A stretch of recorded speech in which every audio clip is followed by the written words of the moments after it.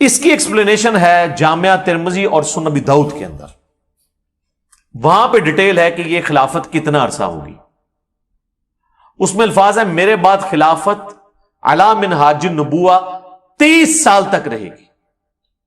حدیث روایت کرتے ہیں سیدنا سفینہ جو کہ آزاد کردہ غلام ہے نبی صلی اللہ علیہ وآلہ وسلم کے, اسے مولا رسول اللہ بھی نے کہا جاتا ہے, آزاد کردہ غلام. سعید تابعی سے پھر سفینہ کہتے ہیں کہ گن ابو بکر کے 2 سال, عمر کے 10 سال, عثمان کے 12 سال اور علی کے 6 سال. اور علی کے بھی جو 6 سال ہیں وہ 5.5 سال مولا علی کے ہیں اور 6 مہینے سیدنا حسن ابن علی کے ہیں, وہ بھی خلافت راشدہ ہے. یہ 41 ہجری ربیع الاول میں صلح حسن ہوئی, اور ربیع الاول کے اندر, تاریخ کنفرم نہیں لیکن مہینہ ربیع الاول کا تھا, نبی الاسلام کی ڈیتھ ہوئی 11 ہجری کے اندر. یہ ٹوٹل 30 سال بنتے ہیں, اور خود امام ابن تیمیہ بھی مانتے ہیں کہ صلح حسن کے اوپر خلافت راشدہ ختم ہوئی اور نبی الاسلام کی پیش گوئی پوری ہوئی. تو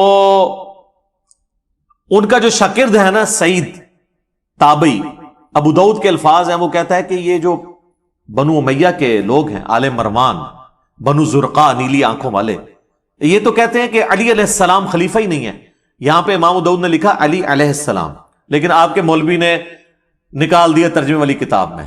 اسلام 360 میں بھی عربی والے حصے میں ہے, اردو والے سے نکل گیا, اردو میں رضی اللہ عنہ ہو گیا. sunna.com میں عربی میں لکھا ہوا ہے, اردو میں رضی اللہ عنہ کر گیا. سر یہ علماء یہود کے ہی تو کردار ہے جو یہ ادا کر رہے ہیں. اور یہ امام داؤد نے نہیں, صرف امام بخاری نے صحیح بخاری میں 3748 نمبر حدیث میں حسین علیہ السلام لکھا ہے, وہاں سے بھی انہوں نے نکال دیا.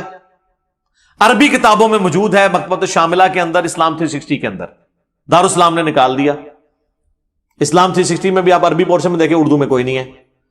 6318 نمبر حدیث میں فاطمہ اور علی کے ساتھ علیہم السلام لکھا ہوا ہے, اکٹھا نکال دیا انہوں نے. خیر ادھر واپس ہیں. امام ابو داؤد نقل کرتے ہیں کہ جب سعید تابعی نے کہا نا کہ یہ تو بنو امیہ علی علیہ السلام کو خلیفہ ہی نہیں مانتے, چلیں اس سے یہ بھی ایک جو انہوں نے ڈھونگ رچایا تھا نا کہ جی وہ تو خلیفہ مانتے تھے, صرف وہ قصاص عثمان کی بات کرتے تھے. یہ تو تابعی خود بتا رہا ہے کہ بنو امیہ تو حضرت علی کو خلیفہ ہی نہیں مانتے تھے. ابھی تو میرے پاس اس کے اندر بہت کچھ کہنے کو ہے, میں نے ریسنٹلی ایک ویڈیو ریکارڈ کرائی ہے, حضرت معاویہ رضی اللہ تعالیٰ عنہ سے متعلق 15 حوالے میں نے صحابہ سے لے کر بعد کے علماء تک کے دیے, وہ آپ دیکھ لیں, آج وہ ٹاپک نہیں ہے. تو حضرت سفینہ کو غصہ آتا ہے, وہ کہتے ہیں کہ یہ بنو زرقا کی پیٹھ سے جھوٹ نکلا جہاں سے یہ ہوا خارج کرتے ہیں. اور ترمذی کے الفاظ ہیں ان کی اپنی جو حکومت ہے یہ شریر ترین بادشاہت ہے, بدترین بادشاہت ہے. یہ علی کو خلیفہ نہیں مان رہے, یہ تو خود شریر ترین بادشاہ ہے. اچھا, اب حضرت سفینہ جو ہے نا یہ فوت ہوئے ہیں 74 ہجری کے اندر, واقعہ کربلا ہوا ہے 61 ہجری میں. ناسبی پلی یہ لیتے ہیں کہ یہ انہوں نے حضرت معاویہ کی حکومت کے بارے میں نہیں کہا, پھر بھی پھنس جائیں گے, پھر یزید کے بارے میں کہہ دیا, تو آپ تو یزید کے بھی چمچے ہیں. وہ پھر کہتے ہیں چھوٹی قربانی کر لو, بڑے کو بچا لو. لیکن سر نہیں, بڑے نے اگر کوئی کام ڈالا ہے تو وہ کیسے بچے گا؟ یہ حدیث صرف ترمذی ابو داؤد کے اندر موجود نہیں ہے, یہ حدیث میرے بھائی مسند ابی داؤد الطیالسی کے اندر بھی موجود ہے. اور اس میں الفاظ یہ ہیں کہ وہ تابعی, یہ پوری حدیث اس طریقے سے ہے, وہ تابعی جب کہتا ہے نا یہ بدترین بادشاہ ہیں, یہ وہ جب صحابی کہتے ہیں حضرت سفینہ اور 30 سال خلافت ہے, تو وہ کہتے ہیں پھر حضرت معاویہ کون ہے؟ تو انہوں نے کہا حضرت معاویہ جو ہے وہ مسلمانوں کا پہلا بادشاہ ہے, یعنی انہوں نے کہا یہ خلافت راشدہ سے باہر. یہاں بھی ہمیں ایکسپوز ہو گیا کہ وہ کس کو سنگل آؤٹ کر رہے تھے. ابھی بھی تسلی نہ ہو تو اس کا ایک اور طریق ہے المصنف ابن ابی شیبہ کے اندر, اس میں الفاظ ہیں کہ یہ بنو امیہ بدترین بادشاہت ہیں اور ان کا پہلا بادشاہ معاویہ ابن ابی سفیان ہے. انہوں نے اس سب کو کہہ کے یہ بھی بتا دیا سرغنہ کون ہے. تو اب اس حدیث میں حضرت سفینہ کا 74 ہجری میں فوت ہونا یزید ابن معاویہ کو یعنی بیچ میں لانے کا ذریعہ نہیں بن سکتا. انہوں نے سٹارٹ کیا ہے 41 ہجری سے, صلح حسن سے. تو یہ مسئلہ آپ کو کلیئر ہو گیا. یہ الحمدللہ ساری کی ساری احادیث میں نے اس ریسرچ پیپر کے اندر ڈالی ہوئی ہیں. انشاءاللہ ہم اپنی ویڈیو کے اندر بھی جو ہے نا وہ ڈسپلے کروا دیں گے انشاءاللہ تعالی. اچھا اب میرے بھائیوں یہ جو کاٹ کھانے والی ملوکیت ہے اس پہ پھر بولا جائے پھر گھنٹوں چاہیے.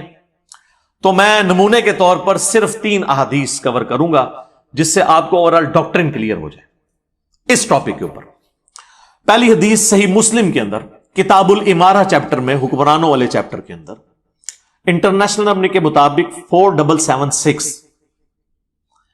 سیدنا عبداللہ بن عمر بن عاص خانہ کعبہ کے سائے میں بیٹھے ہوتے ہیں، دیوار کے ساتھ ٹیک لگا کے، صحابی رسول ہیں. ایک تابعی خانہ کعبہ میں انٹر ہوتا ہے، عبد الرحمن بن عبد رب الکعبہ. تو وہ سنتا ہے کہ حضرت عبداللہ بن عمر بن عاص حکمرانوں کی اطاعت سے متعلق حدیث سنا رہے ہوتے ہیں. تو چپ کر کے سنتا رہتا ہے. اینڈ پہ وہ پوچھتا ہے کہ حضرت کیا آپ نے یہ واقعی رسول اللہ سے یہ بات سنی تھی کہ حکمرانوں کی اطاعت اس طریقے سے ہونی چاہیے؟ تو انہوں نے کہا ہاں، اللہ کی قسم میں نے رسول اللہ کو دیکھا، میرے کانوں نے آپ کی آواز سنی، میرے دل نے آپ کی باتوں کو یاد رکھا. تو انہوں نے کہا اگر یہی بات ہے تو آپ کے چچا کا لڑکا معاویہ بن ابی سفیان، یہ چچا زاد لگتے تھے نا آپس میں، عمرو بن عاص کے بیٹے ہیں نا، تو وہ تو ہمیں کہتا ہے کہ ہم آپس میں ایک دوسرے کو ناحق قتل کریں اور ایک دوسرے کا مال ناحق طریقے سے ہڑپ کریں، حرام خوری بھی اور قتل و غارت بھی.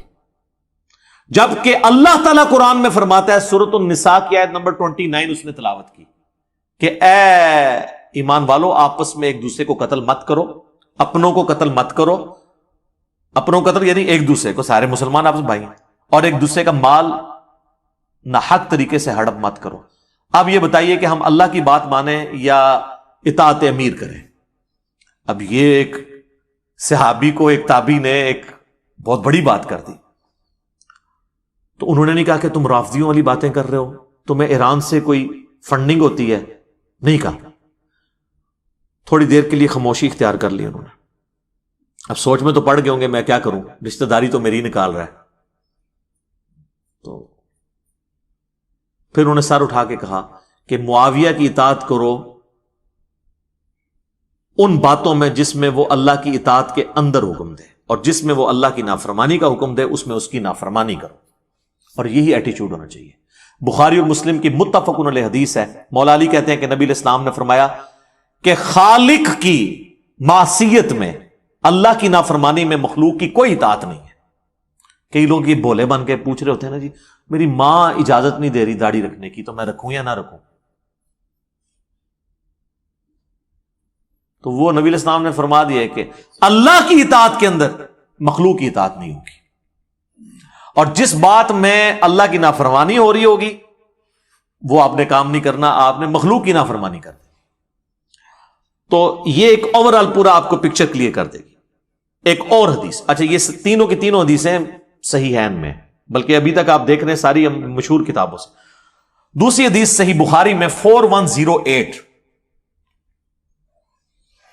تحکیم کے بعد جب حضرت معاویہ رضی اللہ تعالیٰ عنہ مدینہ شریف آتے ہیں، یہ فتح الباری میں پورا اس کا سیاق و سباق موجود ہے کہ کس موقع پہ ہوا.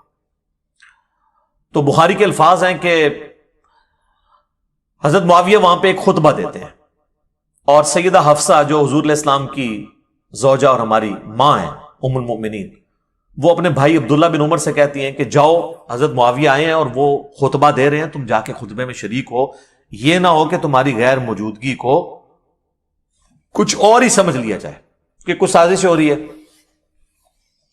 تو وہ چلے گئے. اس سے یہ پتا چلا کہ وہ جانا نہیں چاہتے تھے، تبھی بھیجنا پڑا نا. ظاہر ماں بھی تھی، ام المومنین ہونے کی وجہ سے وہ بڑی بہن بھی تھی. عبداللہ بن عمر جب وہاں پہنچے تو حضرت معاویہ نے خطبے میں بات کرتے ہوئے کہا کہ تم میں سے جس کو اس امر خلافت کی خواہش ہے نا، تو وہ اپنا سینگ اٹھائے، اپنا سر اٹھائے، میں اس کے باپ سے بھی زیادہ خلافت کا حقدار. اب یہ باتیں چپ کر کے حضرت عبداللہ بن عمر سنتے رہے. یہاں تک تو کلیئر نہیں کہ انہوں نے کس کو یہ ٹونٹ کروائی ہے، لیکن اسی حدیث میں آگے آتا ہے کہ حبیب بن مسلمہ تابعی کہتے ہیں کہ جب مجمع چھٹ گیا تو میں نے عبداللہ بن عمر سے کہا کہ حضرت آپ نے معاویہ کو اسی وقت کیوں نہیں جواب دیا؟ تو پتہ چل گیا وہ کس کے باپ کو کہہ رہے تھے. سیدنا عمر کی توہین وہ شخص کر رہا ہے کہ جو حضرت عمر کے دور میں رومن امپائر گری, اس رومن امپائر میں شام میں انہوں نے حکومت قائم کی ہے, اور وہ محنتیں کن کی ہیں؟ حضرت عمر کی. تو جن لوگوں کو ابو بکر اور عمر کا لحاظ نہ ہو, انہوں نے مولا علی کا لحاظ کہاں سے کرنا ہے؟ سیدھی سی بات. تو عبداللہ بن عمر کہتے ہیں کہ میں نے ارادہ تو کیا کہ میں اپنی گوٹ کھولوں, یوں کر کے احتبا کر کے دونوں گھٹنوں کو یوں لے کے بیٹھے تھے, اور میں اسے وہیں بھرے مجمع میں جواب دوں کہ تجھ سے زیادہ خلافت کا حقدار وہ ہے کہ جس نے تم دونوں باپ بیٹا ابو سفیان سے اور معاویہ سے رضی اللہ عنہما, ہم تو احترام سے ہی نام لیں گے, ظاہر سے اب یہ تو ہے, تم باپ بیٹا سے جنگ کی ہوئی ہے جب تم دونوں کافر تھے اور ہم مسلمان تھے. یعنی تم لوگ جونیئر مسلمان ہو, طلقاء ہو, فتح مکہ پہ مسلمان ہوئے ہو, اور آج ہم سینئر مسلمانوں کو کہہ رہے ہو تم لوگوں کے ساتھ تو ہم جنگیں لڑ چکے ہیں, تم لوگوں کو ہم نے مار مار کے اسلام میں داخل کیا. ظاہر ہے کہ وہ مارے کھائی ہیں تو پھر آہستہ آہستہ ان کو ہوش آئی ہے نا کہ اسلام کا پلڑا بھاری ہو گیا. پھر عبداللہ بن عمر کہتے ہیں کہ پھر مجھے جنت کی نعمتیں یاد آ گئیں, پھر میں فتنے کے ڈر سے خاموش ہو گیا. حبیب بن مسلمہ کہتے ہیں کہ عبداللہ بن عمر نے خاموش ہو کے اپنی جان بھی بچا لی, اپنی عزت بھی بچا لی. ایک ماموں نے دوسرے ماموں سے اپنی جان اور عزت بچا لی. کہتے ہیں نا خال المومنین. اچھا عبداللہ بن عمر خال المومنین نہیں ہے؟ عبد الرحمن بن ابی بکر خال المومنین نہیں ہے؟ اور محمد بن ابی بکر خال المومنین نہیں ہے؟ ہمارے باقی سارے خال المومنین کو ایک خال المومنین سے تکلیفیں اٹھانی پڑی. تو یہ حدیث کے الفاظ بتا رہے ہیں کہ اس وقت فریڈم آف ایکسپریشن کو کس طریقے سے غصب کیا جاتا تھا. اچھا یہ جو حضرت عبداللہ بن عمر کے الفاظ ہیں نا, یہ بڑے انٹلیکچوئل ہیں, کیونکہ یہی الفاظ حضرت عمر نے بھی یوز کیے تھے, اور حضرت عمر کا ویژن دیکھیں, انہوں نے پہلے یہ چیز بتا دی تھی. صحیح مسلم کے اندر ایک حدیث ہے, میں نے ریسرچ پیپر میں ڈالی ہے, انٹرنیشنل نمبر ہے 1258. حضرت عمر نے اپنی شہادت سے کچھ عرصہ پہلے جمعے کا خطبہ دیا, اور انہوں نے رسول اللہ کا ذکر کیا, پھر حضرت ابوبکر کا ذکر خیر کیا, اور پھر فرمایا کہ میں نے خواب دیکھا ہے کہ مجھے ایک مرغے نے 3 پھونگے ماری ہیں, اور میں اس کی تعبیر یہ کرتا ہوں کہ ان قریب مجھے قتل کر دیا جائے گا. اچھا انہوں نے کہا کہ بعض لوگ مجھے مشورہ دے رہے ہیں کہ میں اپنا کسی کو جانشین مقرر کر دوں, لیکن میرا کوئی ایسا ارادہ نہیں ہے, اللہ اپنے دین کو برباد نہیں ہونے دے گا. پھر انہوں نے کہا کہ اگر میری موت جلدی واقع ہو گئی حادثاتی طور پر, تو میری طرف سے یہ حکم ہے کہ خلافت کا فیصلہ صرف ان 6 لوگوں میں طے ہوگا جن سے رسول اللہ اپنی وفات تک راضی رہے. اور بخاری میں الفاظ ہیں 3700 نمبر حدیث میں کہ خلافت کا معاملہ ان 6 بندوں سے باہر نہیں آنا. بخاری میں پھر نام بھی حضرت عمر نے لیے اور فرمایا علی, عثمان, طلحہ, زبیر, عبد الرحمن بن عوف اور سعد ابن ابی وقاص. ویسے ایک اور بندہ بھی تھا 7واں, چونکہ وہ ان کا بہنوئی تھا, سعید ابن زید. وہ سب و شتم کی حدیثیں اشرا مبشرہ والا یاد آیا جائے, سعید ابن زید, ان کا نام اس لیے نہیں لیا کہ وہ رشتہ دار تھے, ان کو چھوڑ دیا اور کہا میرے بیٹے عبداللہ بن عمر کو مشورے میں تم شامل کر سکتے ہو, لیکن اسے خلیفہ نہ چننا. ان 6 بندوں میں سے کسی کو چننا جن سے رسول اللہ اپنی وفات تک راضی رہے. تو آج ہم ہوتے تو ہم پوچھتے کہ پھر ہمیں وہ بھی بتا دیں جن سے حضور وفات کے وقت ناراض تھے. آپ کو تو کہنا چاہیے سب سے ہی راضی رہے, یہ کہتے ہیں نا سر ہر چیز میں اشارے موجود ہیں. ابھی تو یہ بات ختم نہیں ہوئی. پھر حضرت عمر کہتے ہیں, مسلم کے الفاظ ہیں, کہ اگر تم دیکھو کہ ان 6 لوگوں کی خلافت میں کوئی تام کر رہا ہے تو سمجھ لینا کہ یہ وہی لوگ ہیں کہ جن کو میں نے اسلام کی خاطر اپنے ہاتھوں سے مارا ہے, اور یہ اسلام کے دشمن اور کافر ہیں. یہ الفاظ ہیں. ادھر عبداللہ بن عمر نے کہا نا کہ تمہیں تو ہم نے مار مار کے مسلمان کیا ہے, اور یہاں حضرت انہوں نے اپنے باپ کے الفاظ ریپیٹ کیے. تو عبداللہ بن عمر نے اپنے باپ کے مشن کو ہی آگے لے کر چلے, لیکن وہ سامنے نہیں بات کی, بعد میں کی. ظاہر ہے پھر سر حسین ابن علی اور ابن علی اور ابن عمر میں تو فرق ہوگا نا، ان کی نیچر جو ہے وہ ذرا پیسو تھی، ان کی ایکٹیو تھی، ایکسٹروورٹ تھے۔ تیسری حدیث بھی صحیح بخاری میں ہے 4827، اور سر یہ آپ کو میں یعنی to cut the story short, میں یعنی امیر شام کے دور کے اندر آپ کو 2 مثالیں پیش کی، اب ان کے بالکل دور اینڈ ہونے والا ہے، چونکہ میں نے تو آنا ہے ان کے صاحبزادے کی طرف، لیکن یہ تو ناانصافی ہے کہ صاحبزادے کے پیچھے باقیوں کو چھپا دیا جائے، یہ کام تو ہم نہیں کر سکتے۔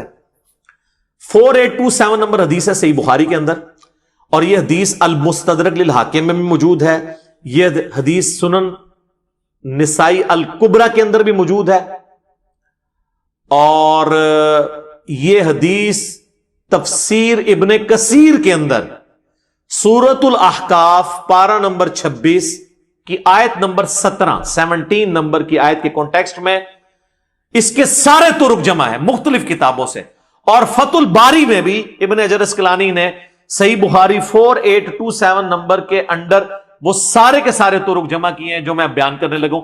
پہلے صرف میں بخاری کے الفاظ بتاتا ہوں، پھر باقی کتابوں کے بھی۔ بخاری کے الفاظ ہیں کہ مروان بن حکم جو کہ حضرت معاویہ کی طرف سے رضی اللہ تعالیٰ عنہ گورنر تھا حجاز کا، اس نے مسجد نبوی میں خطبہ دیتے ہوئے حضرت معاویہ کے بیٹے یزید کا ذکر خیر کرنا شروع کر دیا، اور اس میں حدیث کے الفاظ ہیں تاکہ حضرت معاویہ کے بعد اس کی بیعت پہ لوگوں کو آمادہ کیا جائے۔ وہی جو ہمارے حکمران بھی کرتے ہیں امت کے وسیع تر مفاد میں، میرے عزیز ہم وطنوں، وہ ساری باتیں وہی والی۔ اور انہوں نے کہا کہ بھئی اللہ تعالیٰ نے ہمارے امیر المومنین کو یہ بات سجھائی ہے، وہ چاہتے ہیں کہ اپنے بیٹے کو خلیفہ نامزد کر دیں۔ تو بخاری کے الفاظ ہیں وہاں پہ عبد الرحمن بن ابی بکر، حضرت بکر صدیق کے بیٹے کھڑے ہوئے، اور یہ وہ بیٹا ہے جو حضرت عائشہ کا سگا بھائی ہے اس اعتبار سے کہ باپ اور ماں بھی کامن ہے۔ اور امام بخاری ذرا شریف النفس آدمی تھے، انہوں نے صرف اتنا لکھا کہ عبد الرحمن بن ابی بکر کھڑا ہوا اور انہوں نے کچھ کہہ دیا، وہ کیا کہا وہ ہم آپ کو بعد میں بتاتے ہیں۔ آگے بخاری کے الفاظ چلتے ہیں کہ مروان بن حکم نے کہا پکڑو اس کو، تو پتہ چل گیا کوئی چوبے والی بات کی۔ تو حضرت عبد الرحمن بن ابی بکر جو ہے وہ چونکہ مسجد نبوی میں بیٹھے ہوئے تھے، فوراً سے حجرہ عائشہ میں داخل ہو گئے اپنی بہن کے پاس۔ تو اب ظاہر ہے کہ سیدہ عائشہ کی تو کوئی تو اس طریقے سے نہیں کر سکتا تھا، تو اس کا غصہ نہیں ٹھنڈا ہوا۔ مروان بن حکم نے باہر سے ہی کہا کہ ابو بکر کے بیٹے، وہ تیرے بارے میں قرآن میں آیت نازل ہوئی ہے سورہ الاحقاف کی آیت نمبر 17 کہ یہ کہتا ہے کہ میرے ماں باپ مجھے کہتے ہیں کہ مرنے کے بعد زندہ کیا جائے گا، اللہ کے حضور پیش ہونا ہے، تو یہ تو اگلے لوگوں کی سٹوریاں ہیں، ابو بکر کے بیٹے تو ہی ہے، یہ تو ہی وہ کافر ہے جس کے بارے میں یہ آیت نازل ہوئی، نعوذ باللہ۔ اسی لیے سورہ احقاف کی تفسیر میں ابن کثیر کو یہ حدیث لانی پڑی ہے، اور امام بخاری نے بھی سورہ احقاف کی تفسیر والا جو چیپٹر ہے نا اس کے اندر یہ حدیث لی ہے۔ یہ کہتے ہیں شان نزول بتائیں، اے لو لبو شان نزول، شان نزول کا تمہیں بڑا شوق ہے نا، آگے پیچھے سیاق و سباق بھی بتائیں، سلف کا فام بھی بتائیں، فام لے لو سارے۔ تو بخاری کے الفاظ ہیں حضرت عائشہ کو غصہ آیا، انہوں نے اندر سے کہا کہ آل ابی بکر کے بارے میں کوئی آیت قرآن کی نازل نہیں ہوئی ہے سوائے جو میری برات میں سورۃ النور نازل ہوئی جب ان کے اوپر جھوٹی تہمت لگائی گئی۔ بخاری کی حدیث ختم، لیکن یہ حدیث المستدرک للحاکم میں، سنن نسائی الکبریٰ کے اندر، طبرانی کے اندر، اور فتح الباری میں شرح میں یہ ساری ابن حجر نے جمع کی، اور سب سے بڑھ کر آپ ہر بندے کے پاس تفسیر ابن کثیر سافٹ کاپی آپ ڈاؤن لوڈ کر لیں، موجود ہے سورہ احقاف پارہ نمبر 26 آیت نمبر 17 کی تفسیر میں انہوں نے سارے طرق ایک جگہ جمع کر دیے، کوئی آپ کو ڈھونڈنے نہیں پڑنے۔ تو اب آپ فیلنگ دا بلینک سنیں۔ وہ جو ہے نا کہ مروان نے جو خطبہ دیا تو اس خطبے میں یہ بھی الفاظ تھے کہ ہمارا امیر المومنین اپنے بیٹے کو بنانا چاہتا ہے، تو ابو بکر نے بھی تو عمر کو بنایا ہی تھا نا، تو حضرت عمر کو ابو بکر کے بیٹے تھے، تو پھر ظاہر ہے کہ ابو بکر کے بیٹے کو تو غصہ آنا تھا نا کہ نام تو میرے باپ کا لے رہا ہے اور مثال کتنی غلط فٹ کر رہا ہے۔ تو وہ کھڑے ہو گئے، امام بخاری نے کہا کچھ کہا، باقی کتابوں میں پھر ان حدیث کی کتابوں میں آتا ہے، حاکم میں، سنن نسائی الکبریٰ میں، کہ انہوں نے کھڑے ہو کر کہا کہ سیدھا سیدھا کہا کہ تیرا امیر المومنین کیسر و کسرا، رومنز اور پرشین امپائر کے جو بادشاہ اور شہنشاہ تھے نا، وہ ملوکیت ان کے طریقے پہ چلنا چاہتا ہے، ابو بکر عمر کے طریقے پہ نہیں. ورنہ تو ابو بکر کا طریقہ یہی والا تھا تو پھر عبد الرحمن بن ابی بکر بیٹھا ہوتا نا خلافت کے اوپر، اور حضرت عمر کا طریقہ ہوتا تو عبداللہ بن عمر بیٹھا ہوتا رضی اللہ عنہم اجمعین وعلیہم السلام اجمعین. تو اس پہ ان کا پکڑو اس کو. اور پھر آگے آتا ہے کہ حضرت عائشہ نے حجرے سے کہا اسکت، خاموش ہو جا. اور وہ جو بخاری کے الفاظ ہیں کہ جی آل ابی بکر کے بارے میں سورہ نور کی آیات نازل ہوئی ہیں.